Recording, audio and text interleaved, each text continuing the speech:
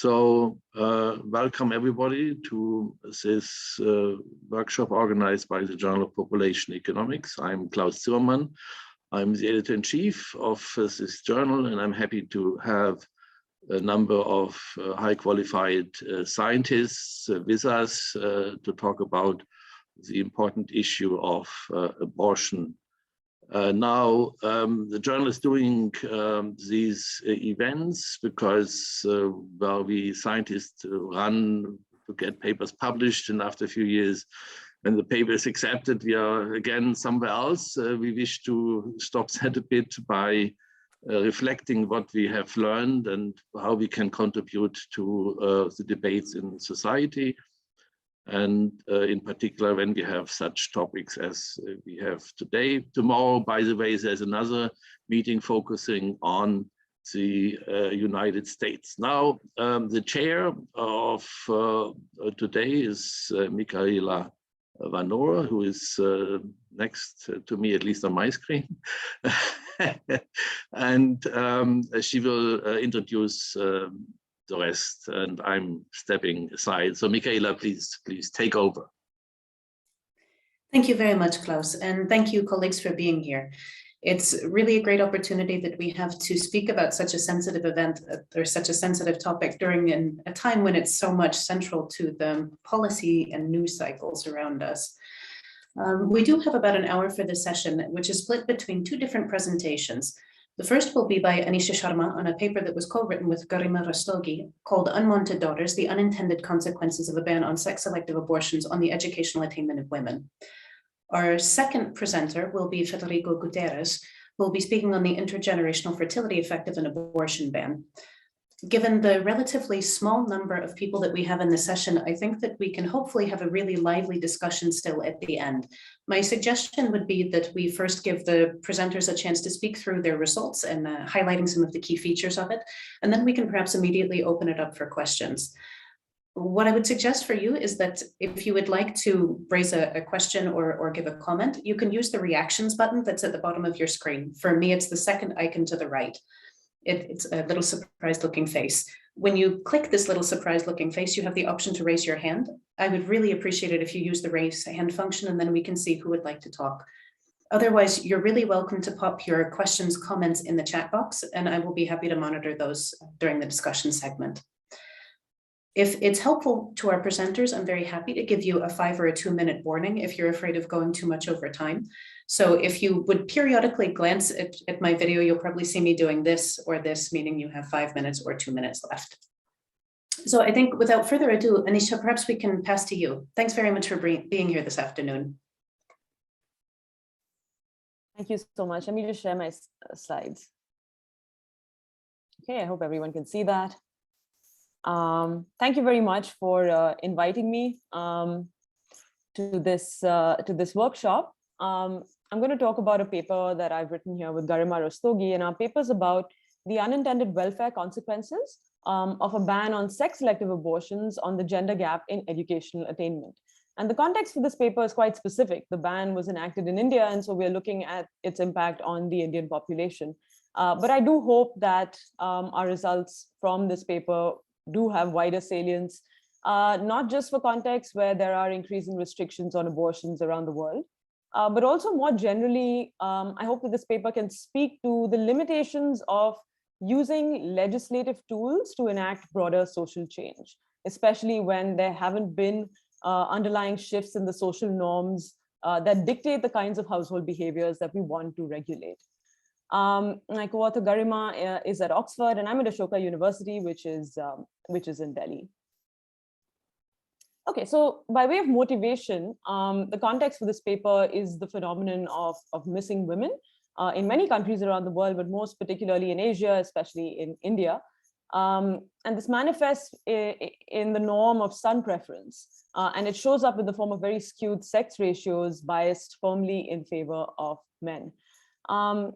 Obviously, we have, at least in the context of India, we have skewed sex ratios at all ages, some of which can be explained just by higher female mortality at all ages because of the gross neglect of female health.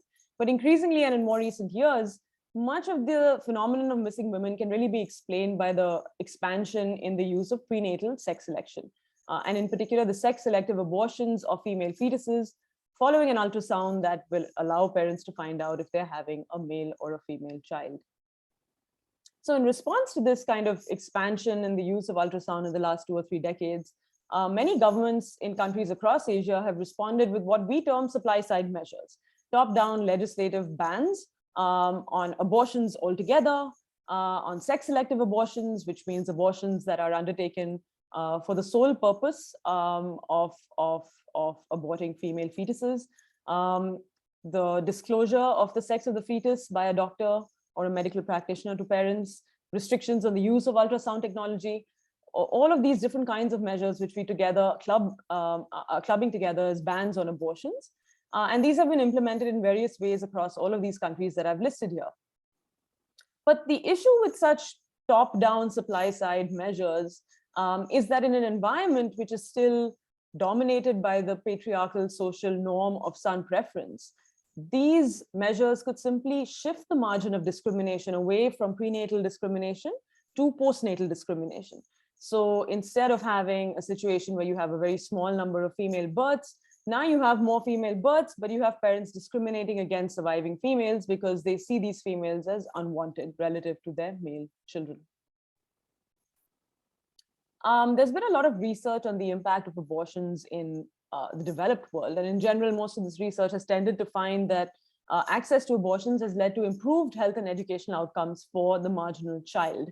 This is true not just because of increased and improved early childhood investments in children, but also because of changes in outcomes that take place much later in life. So for example, the likelihood of individuals engaging in criminal activity in early adulthood was found to decline after population got access to abortion, and even fertility decisions made by those children a whole generation later have been found to be affected. This, of course, is the paper that's going to be discussed immediately after mine, and that is a presentation I'm very much looking forward to.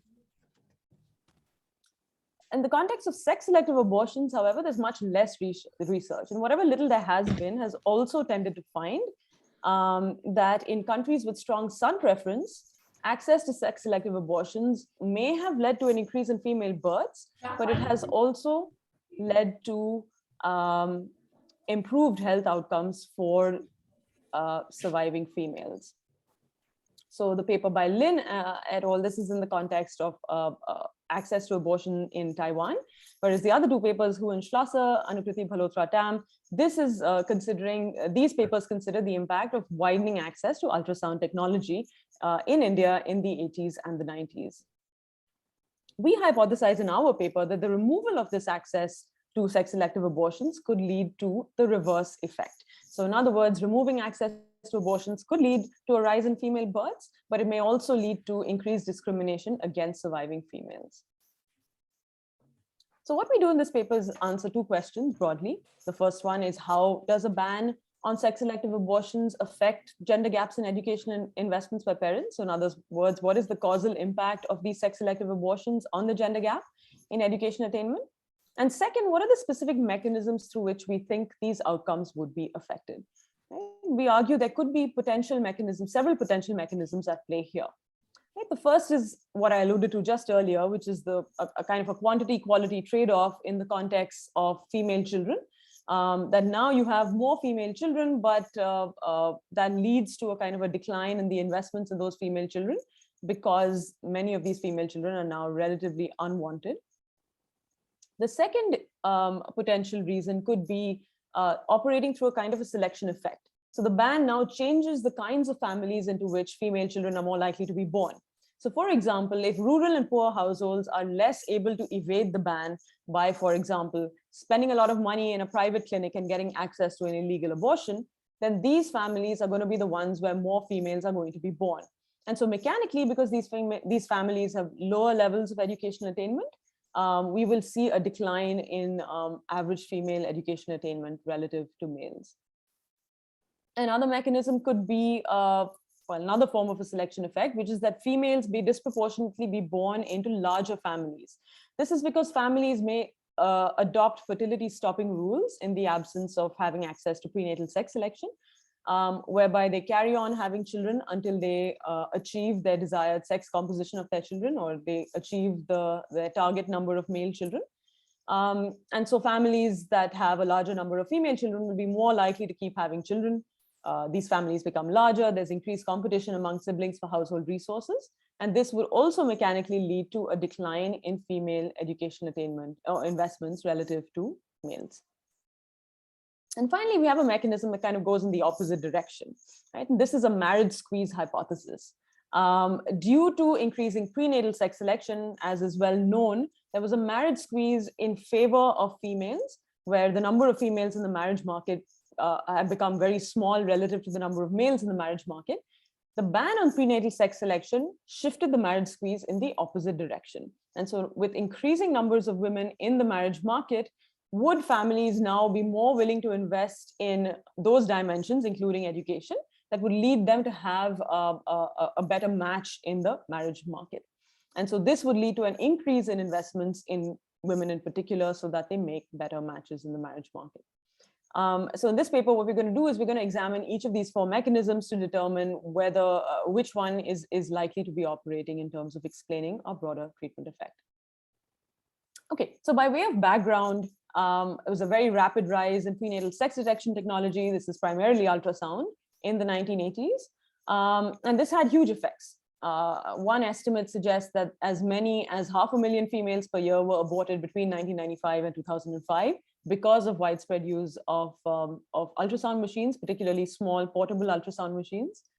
And so in response to this, through the period 1988 to 2002, state and central governments in India banned the use of prenatal diagnostic techniques such as ultrasound.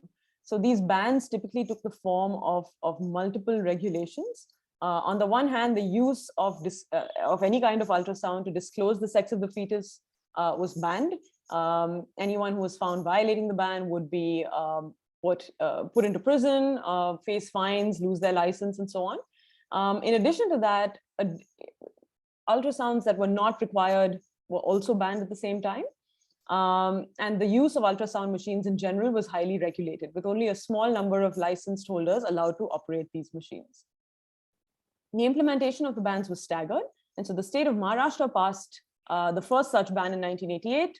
The national government passed a similar act in 1994 that applied to all states except Jammu and Kashmir. And finally, Jammu and Kashmir passed a PNDT Act, which is a ban on sex selection technology, in 2002.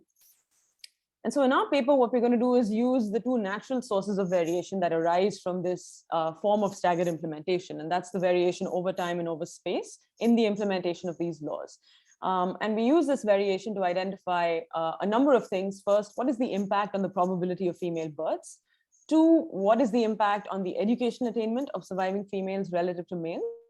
And what are the different mechanisms that could lead to these widening gender gaps? We also use a third source of variation, and this is quasi-exogenous variation in the sex of the firstborn child. And this is motivated by research that has found that in India, the sex of the firstborn child is actually quasi-random. And prenatal sex selection actually kicks in at the second order birth or higher, particularly among families who have had a firstborn female. And so firstborn female families are families which are much more intensively treated by the ban, because these are families that were much more likely to make use of prenatal sex selection compared to firstborn male families. And so we use these three sources of variation to generate causal estimates of the impact of this ban on the gender gap in educational outcomes. The data is drawn from the National Family and Health Survey, the fourth round. It's a fertility history of all women it provides, among other things, I should say, a fertility history of all women between the ages of 15 to 49. And we also use it to back out educational attainment of all household members, males and females, who were born in this period. There are lots of results in the paper, and I can direct you to the paper to see all of the various tables we've got in there, including robustness. I'm actually just going to summarize the key results here so as to move on to a discussion of what the key takeaways are just a little bit sooner. We find a significant increase in the probability of a female birth of 2.5 percentage points. This is comparing treated families or families with firstborn females relative to families with firstborn males. So all three sources of variation. And so the ban did have its intended impact in terms of increasing the number of female births. However, we also see an increase in the gender gap in educational attainment. So females were now 2.3, 3.5, and 3.2 percentage points less likely to complete grade 10, to complete grade 12, and these are two of school, and to enter university in treated states compared to controlled states. So this uses two sources of variation, that's over time and over space. And when we bring in the third source of variation, which is the firstborn female versus firstborn male families, we find that that difference in difference is larger in firstborn female families compared to firstborn male families. So in other words, in families that were intensively treated by this ban on prenatal sex selection, the gender gap in educational attainment has widened relative to families that were less intensively treated. All of these effects were also driven by less wealthy households. So these are households in the bottom half of the wealth distribution. In fact, we find no effect on any of these outcomes in households in the top half of the wealth distribution. We just find that all of these impacts are being driven by households in the bottom half of the wealth distribution. We run these results through a number of robustness checks. We show that there is no evidence of a violation in the parallel trend assumption. We don't find evidence of changes in women's stated son preference after the ban. So the ban wasn't leading to changes in underlying desires of families to have sons versus daughters. And we also find results are robust using only Maharashtra or only Jammu and Kashmir as controlled states respectively, as well as considering only border states and bordering districts of bordering states as the appropriate counterfactuals.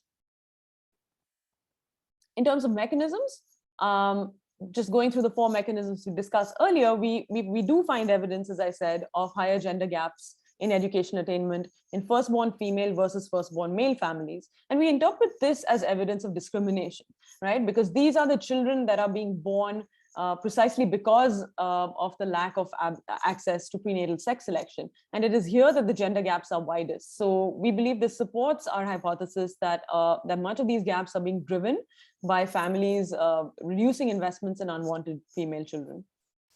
There is, of course, also a selection effect, right? And we're seeing more females being born in less wealthy families and in rural areas, which automatically leads to a decline in their levels of education.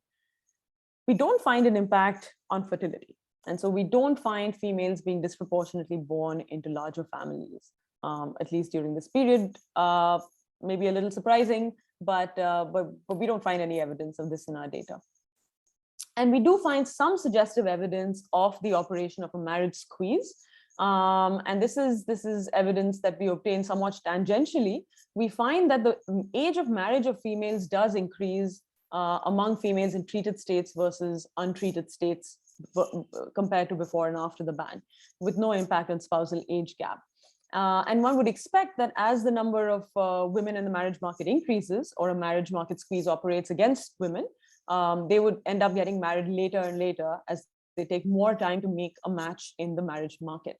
And so how we would interpret this is to say that our treatment effect is somewhat mitigated by the presence of these marriage market effects. And the absence of marriage market effects, it may have been even larger, just going by the impact of discrimination alone.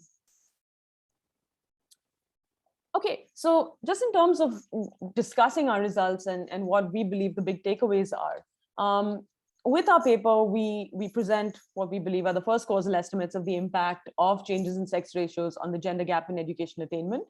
We also provide robust evidence on the impact of the ban on probability of female births, which, as I've just said, is positive.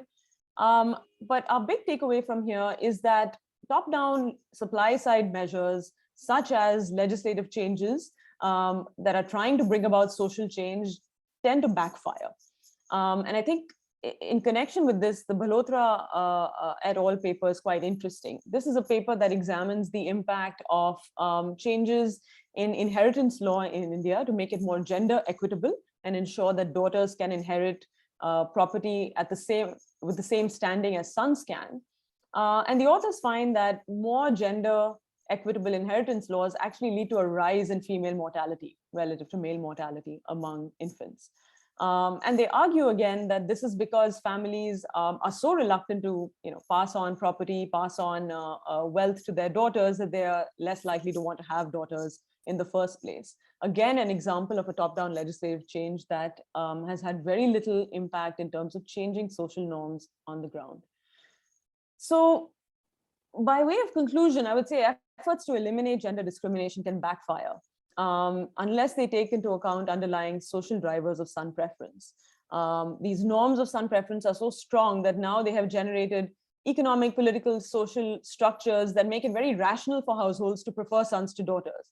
And so unless those structures are dismantled, simply passing laws can generate adverse consequences.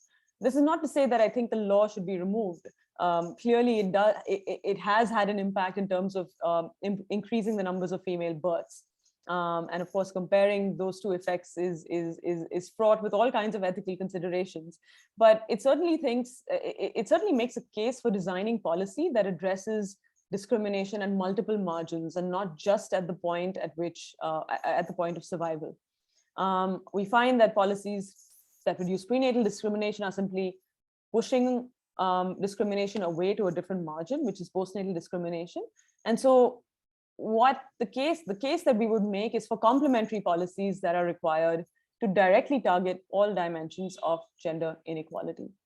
In a related paper with another co-author, Parajita Dasgupta, who's my colleague at Ashoka, we compare supply side and demand side measures on childhood investments, this time by looking at mortality outcomes and other child health outcomes, and find that a pure supply side measure does not perform quite as well as a supply side measure that also has some demand side elements. In other words, measures that directly seek to increase the demand for female children by shifting social norms. This particular policy is known as the Beti Bachao Beti Padhao program, and this is which translates to educate daughters, save daughters. And this included, in addition to tightening up restrictions on prenatal sex selection, it included a targeted media campaign that looks to directly increase the value of female children and encourage people to see their female children as more valuable. It's early days yet. This is a policy implemented in 2015, so we're still looking through fairly early data. But what we've seen so far suggests that to some extent, directly addressing social norms does have the impact of mitigating some of these adverse welfare consequences of top-down legislative impacts. I am going to stop here, and I'm happy to take any questions that you have. Thank you very much, Anisha. And I have to say, you were exactly on time within a second. Thank you very much for being so conscientious. I see that we already have a question from the audience. Please, sir, Jan. Yeah, when you say that the policy has backfired, is it because women get less education as a result? Because, I mean, you call it discrimination, but to me, it just says that the families have finite resources. So the resource constraint hasn't changed, but they have additional daughters. And so they invest less in the education of these additional daughters, assuming they keep the education of their sons fixed. So if this is what they want to do. So in that respect, I think it's still a positive thing that these additional daughters are born. The fact that they have less education, I think, is a consequence of the fact of having these additional daughters being brought to life, essentially. Or am I getting it wrong? No, I agree with you. I agree with you that the ban has had primarily very positive results in terms of increasing the number of female births. And again, I am in no way advocating for a removal of the ban. But to the extent that the gender gap in educational attainment, that the gender gap in health outcomes, these are important policy measures as well, or policy targets, I should say, as well. Governments care about this, people care about this, families care about this. And to the extent that we want to close these gaps, which can, lead to enormous differences over the life cycle of children, of adults, this is an adverse welfare consequence. And so we have all these other policies that the government is implementing to try and get more girls into schools, to try and close the university enrollment gap, to now try and close the STEM enrollment gap. And at the same time, they're enacting this kind of ban, which is just working against their objectives on the educational front. So to the extent that these are targets, I would say that these are adverse consequences. And I guess there was no spillover effect on the education of boys. Is that correct? There was no spillover effect on the education of boys. No. Okay. So I should say that boys' education actually increased through this period, whereas girls' education in, again, treated versus untreated families stagnated, just as you described. Yeah. Okay, thanks. Thanks. Milena, go ahead. Yeah, Anisha, really, wow, very interesting and thought-provoking. I have just one quick one and one other one. So I'm wondering whether religion somehow, whether you looked into heterogeneity by religion and whether somehow religion kind of plays with the social norms here and some preference, and in what way, I really don't know. And then the other question that I have, it's more of a comment. I actually find it surprising that the girls that were born ended up marrying late, but at the same time having less education. So I'm even wondering, what did they do essentially? So it's very strange that they didn't, because, right, a lot of policies say, well, in other contexts, but, so delaying marriage age typically results in more education. So I'm wondering how to think about that. Thank you very much. Great, thanks. Those are great questions. On the religion front, we don't actually look at these results by religion, and so I don't have a comment on heterogeneity. But there's other research that does look at how this ban has played out across different religious groups, well, primarily Hindus versus Muslims. In general, Muslims are much less likely to practice prenatal sex selection because there is a greater stigma attached to abortion in general. And so most of the prenatal sex selection that's taking place is taking place in Hindu families. There is research again by Sonia Bhalotara and some co-authors which finds that the ban was more rigorously enforced in constituencies with Muslim legislators compared to Hindu legislators. So again, stemming from the fact, they argue that there is a greater stigma attached to abortion in general among Muslims compared to among Hindus. But that isn't a dimension that we look at in terms of our results. On your second question, I think that's a really useful question. And I think it's a question that actually comes up in many contexts in India, is thinking about, what women do once they have attained the highest level of education that they get. One thing we looked at was labor market outcomes, and we don't find much movement there either. Labor market outcomes are quite imperfectly captured in India in terms of surveys. It could be that these women are putting in more work in household enterprises or working more at home as unpaid family workers, and this simply doesn't show up. But they are not engaging in more paid employment. More generally, I think there's been, if we don't look at treated versus untreated groups as in our context, there has been an increase in educational attainment among women in the last 3 decades or so. That's gone hand in hand with increasing age of marriage, as well as declining female labor force participation. And so this question of why women or what these young women are doing before they get married is I think quite an open one in many different contexts in India. It's not altogether very clear. Thanks for the discussion so far. I think we have enough time for Ira. Please, you have the last comment of the session. Did you find any evidence for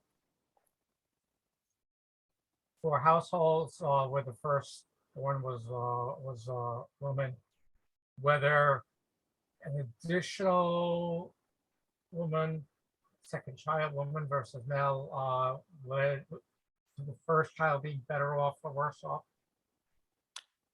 It's better to have did it change the calculation of whether it's better to have a sister or a brother? Yes, we did look at that. Actually, that was one of the things we looked at. And basically having a sister is bad for you. It reduces your education attainment if you are a female, but it improves your education attainment if you are a male. And this is again comparing treated families with untreated families in terms of firstborn female versus firstborn male. This is, I think, again, this is what other research elsewhere has also found, that having sisters tends to divert resources towards males, but then additional resources are more equitably distributed among sisters, so that doesn't help females.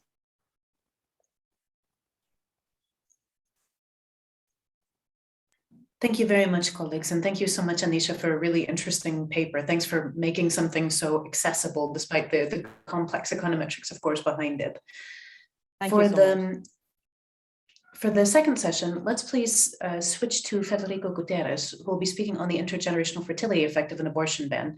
I think it's actually a really nice continuation of the discussion that was started a bit with Milena regarding the long-term effects or shifts across the life cycle of behaviors.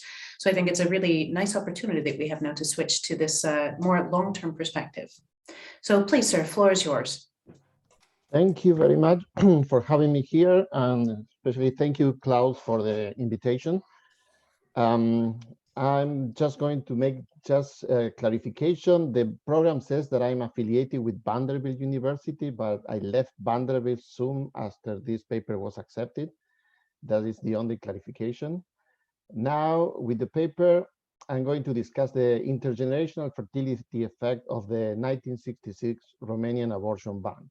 I will try to convince you that Romania is created the optimal natural experiment to study this research question. Let me see if I, there. So first, a little bit of economic history. In October 1966, the president of Romania, Nicolae Ceausescu, issued Decree 770 banning abortion and other fertility control methods. This policy is well studied and had a dramatic short-run impact on fertility. However, little is known about the intergenerational fertility effect of this policy. That is, the impact of the policy on the sons and daughters of those women directly affected by the policy.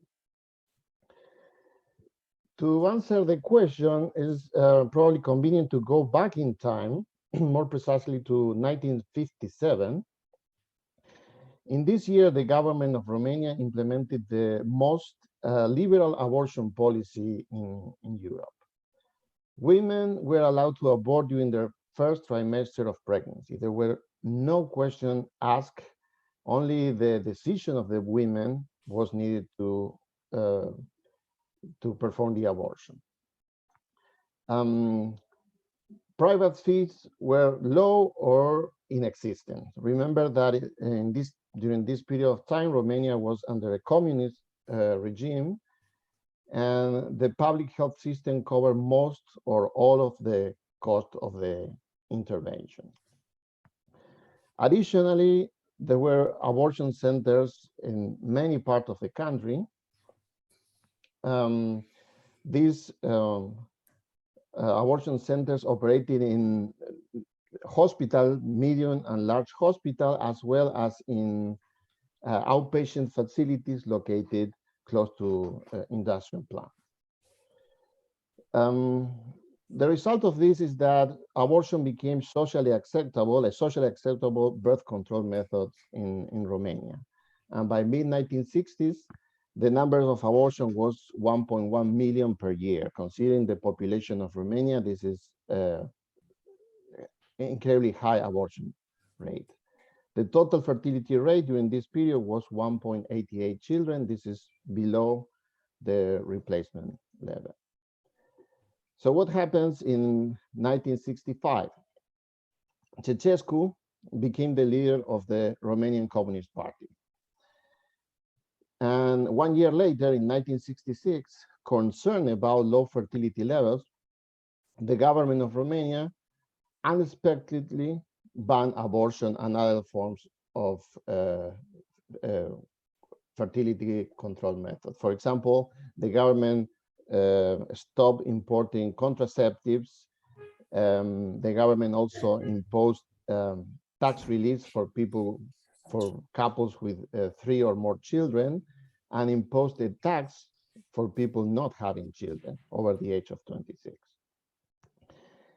The result of the policy in the short run was a sudden increase in birth. The total fertility rates increased from 1.88 to 3.7 in 1 year. Population growth rates was extremely low at that period of time, for 0.61% per year, and it jumped to 1.8% per year.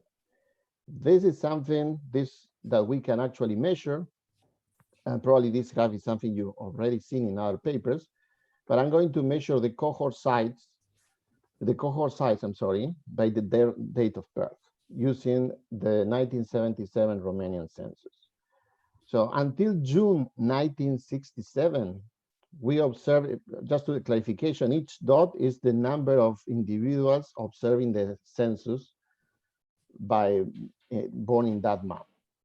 So per month, it was about 2,000 people that we observed. But July, September 1967, about 9 months after the implementation of the anti-abortion policy, we see a dramatic increase from 2,000 to 5,000. So it's an increase of more than 150%. After that, we observe again, starting that the birth start to decline again, suggesting that women substituted abortion for other contraceptive methods. However, this July-September is key because it suggests that those were the women pregnant in their first trimester. Some of them had in mind to have an abortion, but the Ceausescu implemented the anti-abortion policy, and they had no choice but to have the children. So now let's move a little bit of the intergenerational effect. That is the object of study of this paper. So let's think about what happens in the counterfactual scenario. Consider this situation before the abortion ban. Let's say that we have 2 friends, Anna and Maria. Anna wanted to have 2 daughters. She had 2 daughters, and those 2 daughters also had another 2 children. Maria wanted to have only 1 child. She had 2 pregnancies, but she decided to have an abortion, right? And the daughter of Maria subsequently had 1 child. Now imagine that Anna and Maria, after the abortion ban, immediately after the abortion ban, probably Maria was pregnant when Ceausescu implemented this policy. Oh, but let me mention first that we can compute the total fertility rate in this simple case, that the total fertility rate of the first generation for Anna and Maria is 1.5, and the second generation is 1.67, right? It's very simple. So after the abortion ban, let's say Maria was pregnant, wanted to have an abortion, could not have an abortion, so Maria ended up with 2 children. And these 2 children subsequently have, in the second generation, one child each.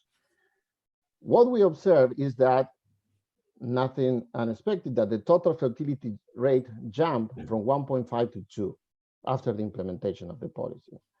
But something interesting is that for the second generation, the total fertility rate declines to 1.5, below the level that you observe in the absence of the abortion ban. Why is that? You may say, well, we have to explore some of the mechanism here. And we can mention several mechanisms. The one that I'm probably focusing is selection, and it's the fact that Maria originally had a different taste for children, right? A different demand for children, lower demand. And something not very explored in the economics literature, but much more in sociology, is that this taste for children can pass from one generation to another. There are other reasons that, for example, the socioeconomic status, maybe Maria had a higher socioeconomic status and a lower demand for children. There are other mechanisms, for example, the quantity and the timing of birth that the policy changes. For example, Maria probably wanted to have 2 children, but she wanted to wait some time when she was a little bit older, with more money. There is something called the crowding effect, that the policy increases the size of the cohort, and this may have created some congestion of public goods. For example, the level of education. And finally, there is this idea that related to unwanted pregnancies and the love of care provided to children. Some literature suggests that parents invest less in children in coming from unexpected pregnancies. I have to mention that it's difficult to disentangle all the mechanisms. All of them can be in place, and some of them are very difficult to measure. For example, the crowding effect is a general equilibrium effect, and in the context of treatment evaluation, it's impossible to measure this effect. So let me tell you what I do. I use the IPUMS International, the Romanian census information, all the censuses from 1977 to 2011. And I cannot follow individuals because these are census, but I can follow cohorts based on date of birth. So, for example, in the census 1992, those women born around the implementation of the policy were 24 years old. Census 2002, they were 34 years old, and in the census 2011, they were 44 years old at the end of the reproductive life. And I will try to see if there is any difference in their fertility, in the fertility rates, compared those women born before the implementation of the policy and after the implementation of the policy. So remember, these are 2 generations. There is the first generation directly affected by the policy, but I'm going to focus on the second generation, those women born around the implementation of the policy. And let me explain this graph a little bit more in detail. Here is the cross-section of census 1992. On the y-axis, I measure children ever born at that period of time, and the x-axis is the date of birth of women, second-generation women.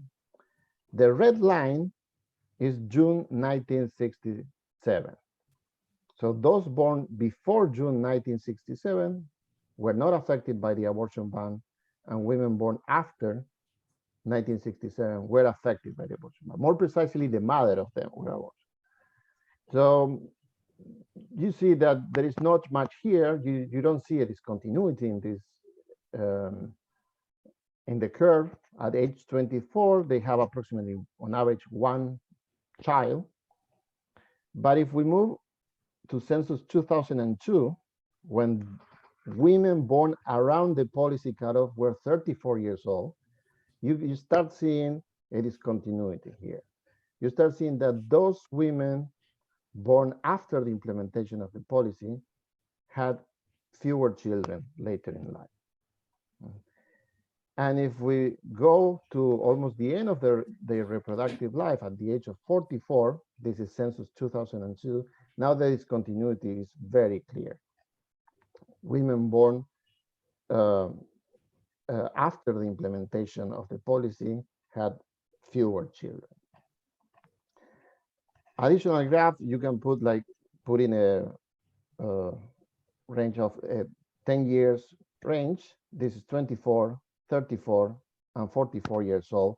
And you can see how the discontinuity appears as women move over their reproductive life. I put this into a regression. I run this using OLS, or regression discontinuity design, with different bandwidth. and the results are highly significant. In all the cases, if you want to have a summary here, you can say that women born after the policy implementation had on average like between 8 and 12% fewer children than women born before the implementation of the anti-abortion policy. Oh, I'm not really fast. This is half of the paper. The rest of the paper I cannot continue for reasons of time, but it's discussing a little bit mechanism. It's not easy to disentangle mechanism here. I focus on trying to separate taste from socioeconomic status. And the conclusion is that about 1/3 of the impact that we observe is explained by differences in socioeconomic status of the mothers, and 2/3 is plausibly explained by taste for children, that is moving from mothers to daughters. And I'm going to stop here for questions.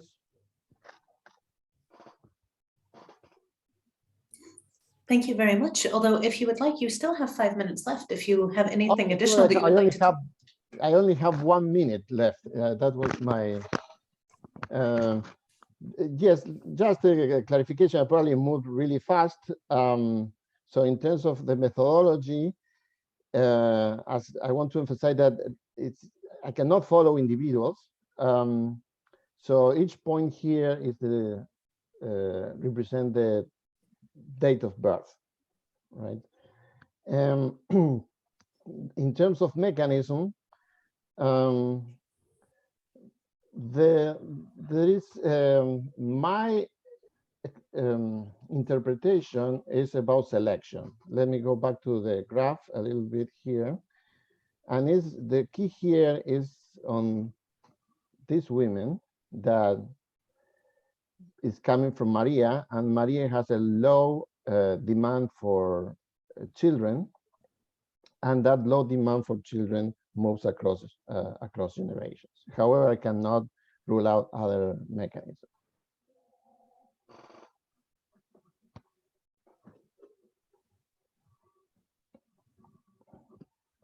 I don't know if there's any questions. Thank you very much. I see that our usual suspects are already raising their hands. Please, Milena, go ahead. Thank you very much, Federico. I was just wondering, just a question about your last comment. Are you saying that you think that it is a selection because especially the Romanian government was kind of, pro children and, rewarding those with many children? I don't know how it was in Romania, but in Bulgaria, for sure, having more children landed you an apartment faster or a car and, some perks. So is that why you are saying that you think it is selection? Thank you. Yes, absolutely. The government of Romania implemented a population policy, not just abortion, but gave a lot of benefit to couples having children. So, for example, in terms of taxes, I mentioned that the government of Romania decreased taxes, like 30% income tax for those couples having 3 or more children, and increased the tax rate for those people not having children. But yeah, absolutely, it's the same as in Bulgaria. Please, Jan, go ahead. Yeah, so if I remember correctly, you said that 2/3 of the effect is transmission of norms from mother to daughter. So despite change in policy, women who would normally would have preferred to have fewer children still transmitted this preference to their daughters, despite not being able to realize this themselves because they were unable to have birth control or abortions. And so when we compare this with the Chinese case, where they had the one-child policy, there it seems to have transformed social norms. So in the 1980s, families from 1980s onwards, the families were forced to have one child. And it was fairly strict. And as a result, now when you talk to Chinese people, they see one child as essentially being normal. So there, it seems to have gone the other way around. So why was it that in the Romanian case, even though the fertility rate essentially doubled, and so there would have been a lot of children who would have been growing up with no siblings or just one sibling, and suddenly they were growing up with 2 or 3 siblings, this didn't somehow affect their preference for having more children themselves? Mm-hmm. Yeah, this is a great question. In the case of China, we can see over time for the entire population that preferences changes. And this is something that also may have happened in Romania. So the design here of the experiment is the comparison of people born very close in time, almost months of difference. So for them, the social norms, all the social norms in the country were exactly the same, right? So we are only comparing like those people, for example, in the extreme case, women born on July 1967 compared to those on July 1967. So in that case, the only difference there is that they are coming from different families, but they probably went to the same schools, they probably had the same friends, but they are coming from a different family environment. I totally agree that over time, Romania also changed their preferences, may have changed the preferences for children. But the comparison here is not over long periods of time.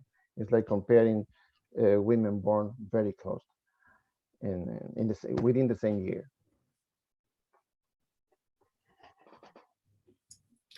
Thank you. Madeline, please.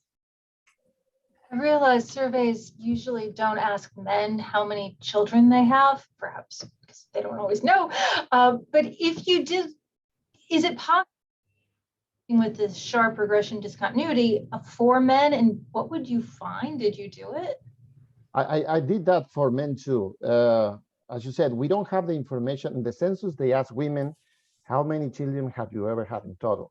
For men, we have to rely on 2 other questions. It's like the number of children living with them at the moment of the census and the number of children of their partner at that time. So both of them are not perfect because, you know, they can divorce and children's living with the mother. But I also do find some discontinuity around the policy cutoff. Also so it's not only for women, it's also for men. The question is better for women, but I also find the same for men.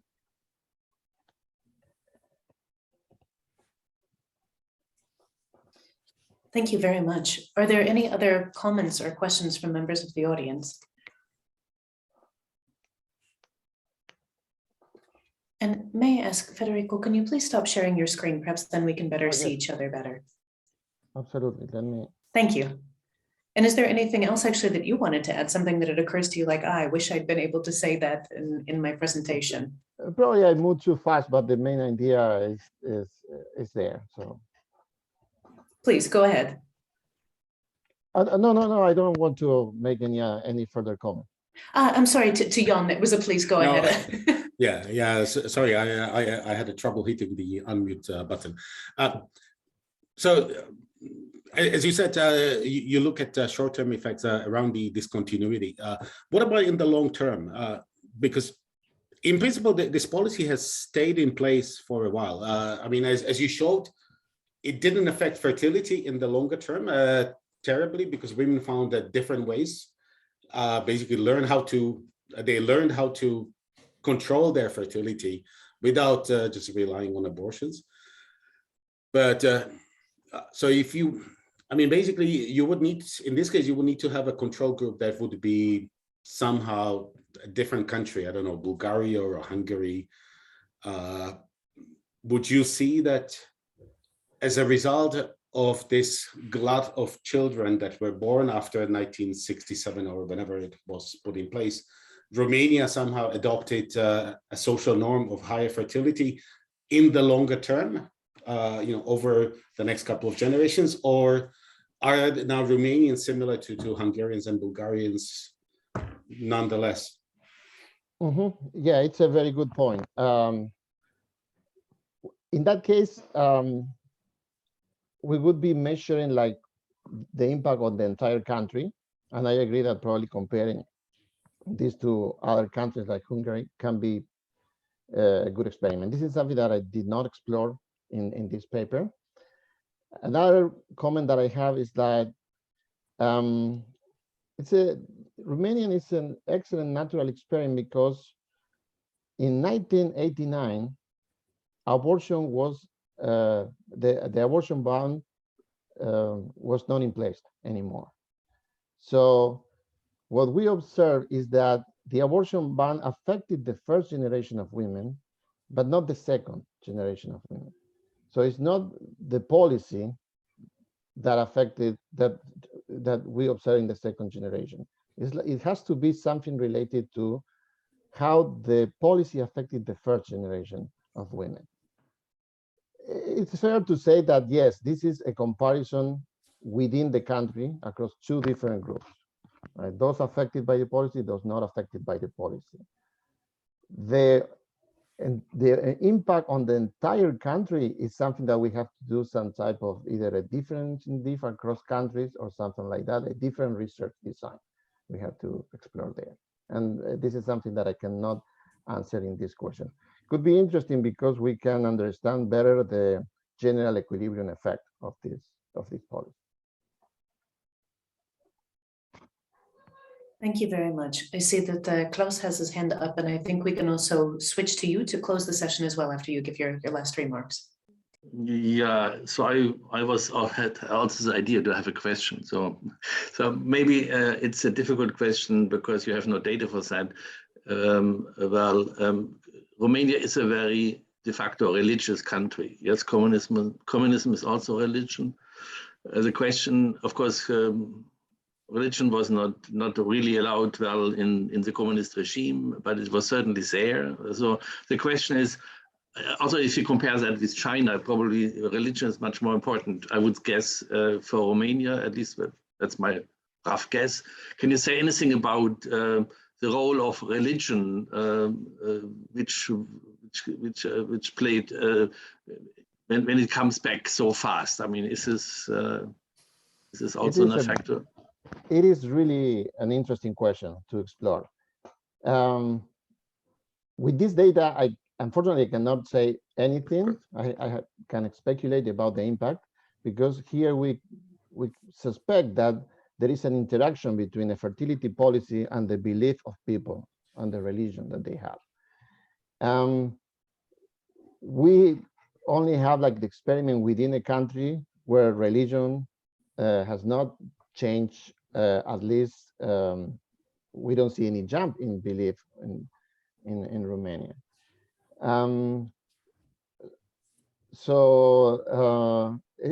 It's hard to say because even in Romania, that religion was important. Abortion became so prevalent in the 50s and 60s that I'm not sure to what extent religion created a barrier to abortion at that point.